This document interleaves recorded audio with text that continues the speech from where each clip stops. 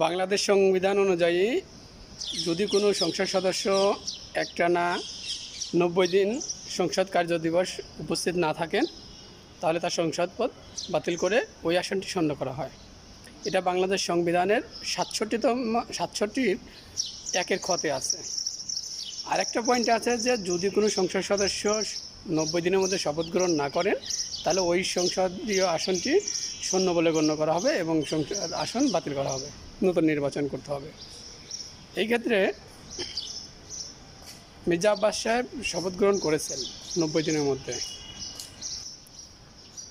পাশাপাশি তিনি এখন পর্যন্ত 90 কার্যদিবস যায়নি, কিন্তু 90 দিন অতিবাহিত হয়ে গেছে, তিনি সংসদে উপস্থিত হতে পারেননি। এখানে আরেকটা পয়েন্ট আছে, আদালত কর্তৃক একটা নিষিদ্ধ ছিল যে এই সংসদীয় আসনের সংসদ সদস্য শপথ গ্রহণ করতে পারবেন না। তারপরেও তিনি সংসদ সদস্য হিসাবে শপথ গ্রহণ করেছেন। এখন দেখা যাক বিএনপি সংবিধান মেনেই সব কার্যক্রম পরিচালনা করেন কিনা। ধন্যবাদ।